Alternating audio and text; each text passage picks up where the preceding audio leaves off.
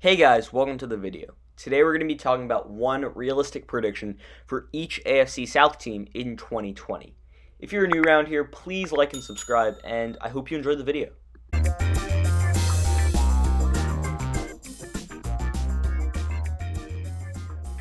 My Houston Texans prediction is that they will go 8-8.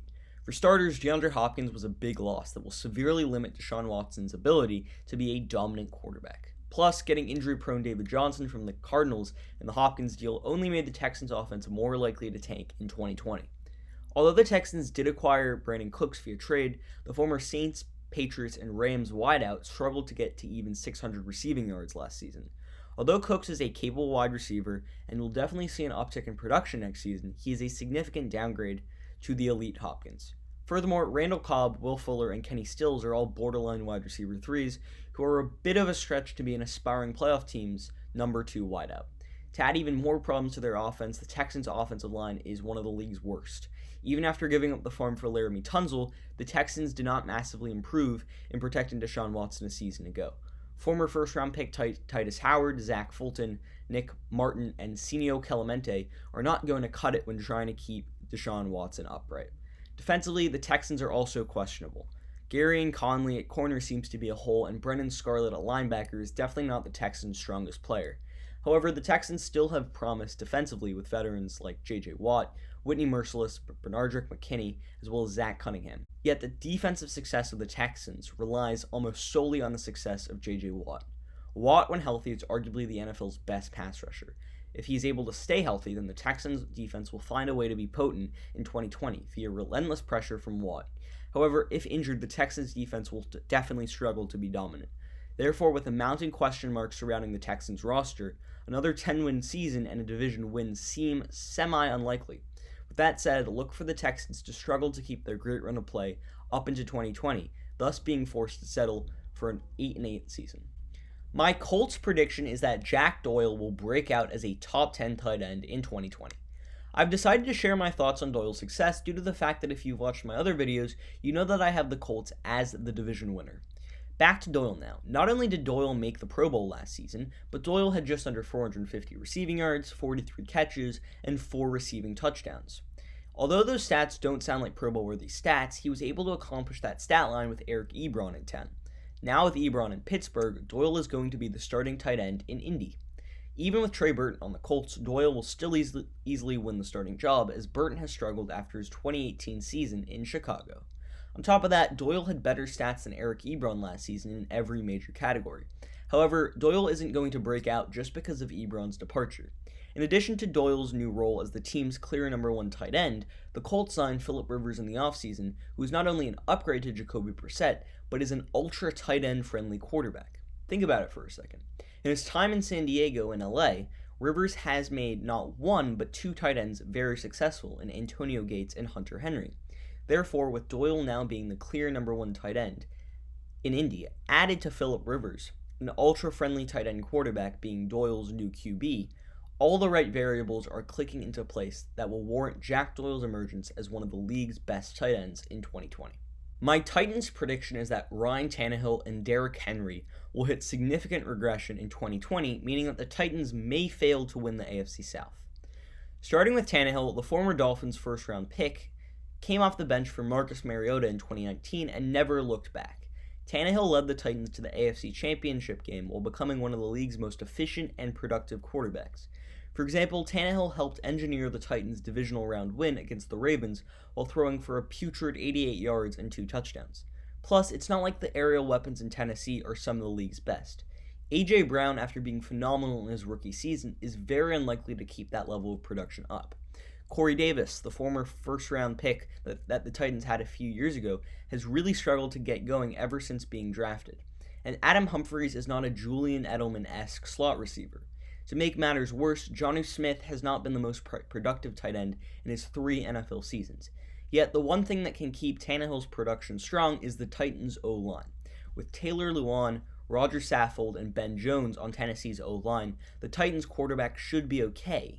Yet, the loss of Jack Conklin at right tackle is really, really big. Also, by replacing him with Isaiah Wilson out of Georgia via the Titans' first-round pick, the Titans may have issues on the right side of their offense. Not only is Wilson really raw, but he'll need a lot of coaching to start. For now, the Titans have Dennis Kelly, who is a viable option at right tackle to start in the event that Wilson is not ready to start when the season picks up. Therefore, with lackluster receiving targets and some questions to be answered on the offensive line, Tannehill's 4-year, $118 million contract may not age well into 2020. His 2,700 passing yards and 22 passing touchdowns in 12 games may see some regression, especially as Tannehill has proved to be an injury-prone player during his career. Now on to Derrick Henry. Henry's 2020 was awesome. He rushed for over 1,500 yards and 16 rushing touchdowns. Not only is Henry the heartbeat to the Titans' offensive success, but his numbers in 2019 make it unlikely for Henry to have an encore in 2020. 1,500 yards and 16 rushing touchdowns are really hard to sustain year in and year out. Especially Henry, who is one of the game's most physical rushers, will have to break down at some point. The physical nature of his running style is going to cause wear and tear onto his body and may lead to injury or regression next season. With that said, both Ryan Tannehill and Derrick Henry, the two faces of the Titans franchise, look likely to go into a slump in 2020, meaning that Tennessee's hopes of winning the division and going on a deep playoff run may be hampered. My Jacksonville Jaguars prediction is that Gardner Minshew will be an absolute breakout player in 2020. So what is going to make Gardner Minshew take that next step to make him a breakout player? So last season, he filled in for Nick Foles and was lights out. Starting Minshew Mania, and he threw for 3,000 yards, 21 touchdowns, and 6 interceptions. And especially as a late-round quarterback, that's really, really impressive. So he has one of the better running backs in the NFL in his backfield. We don't really know what's going to happen with Leonard Fournette with his contract situation, and we don't know if the Jaguars are going to look to trade him, as there have been rumors that he might be traded. However, when Fournette is on his game, he is one of the better running backs in the NFL. He might not be a top 10 running back in the NFL, but he is a top 15 running back in the NFL when healthy. Last season, he had 1,152 rushing yards with 3 rushing touchdowns, and in his rookie season, he had over 1,000 rushing yards for 9 rushing touchdowns. So the higher amount of rushing touchdowns is a possible asset for Fournette. Also, look at those wide receivers that they have in Jacksonville. I absolutely love this wide receiving core, headlined by none other than last year's breakout superstar DJ Chark, who ended up going to the Pro Bowl after 1,000 receiving yards, 73 catches, and 8 touchdowns. I don't think that he will have that same production in his third year in the NFL. However, Chark is still a really solid wide receiver. Plus, they have Chris Conley down there. Conley last season had 775 receiving yards for 5 touchdowns, and he also had 47 catches.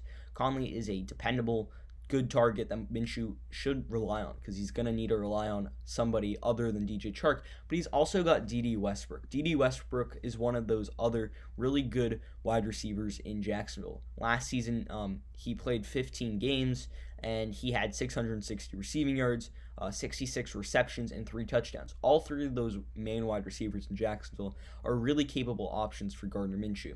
Also, don't forget Laviska Shenault Jr. He was probably one of my favorite picks in the NFL draft, and I think the Jags did a really good job getting him in the second round. Shenault should have gone in the first round, but due to his injury, he ended up falling, and the Jaguars got a first-round talent in the second round to add to their wide receiving core and to help Gardner Minshew. Also, the Jags brought in tight end Tyler Eifert in the offseason, who is a former Pro Bowler in 2015, and in 2019 he had 436 receiving yards, and 3 touchdowns on 43 catches. The thing with him is that injury concerns have really, really been a big factor in his career, and he has always had a mounting injury problems throughout his career. So if Eifert's able to stay healthy, he is definitely one of the better red zone targets in the NFL, especially during his prime. I don't know if he's still there or he's still playing on that level, but if Eifert is ready to go and he can stay healthy, he can be a really good red zone presence for Minshew. For me, though, the one thing that may keep Minshew behind is that offensive line. That offensive line is pretty bad with guys like Cam Robinson and Jawan Taylor as the tackles. They're not really good, and Andrew Normal as at the left guard position is probably the only really solid lineman on that O-line. So Minshew may have some problems with getting sacked, but Minshew is one of the more dynamic quarterbacks in the NFL. He can get out of the pocket, make plays, elude tackles. So I think with all that, with his solid running back, if Leonard Fournette is able to stay in Jacksonville, his really good wide receiving core that is one of the more underrated ones in the NFL, as well as an improved tight end and a questionable O-line that may cause him difficulties, I think Minshew could take that next step in 2020 that the Jags are certainly hoping that he does. Now that you've reached the end of my video, I want to thank you for watching. Please like and subscribe as it helps my channel out, and check out my other videos on my channel. Also, you can follow my Instagram, the link is in the description down below, and I hope you enjoyed the video. Until next time, see ya.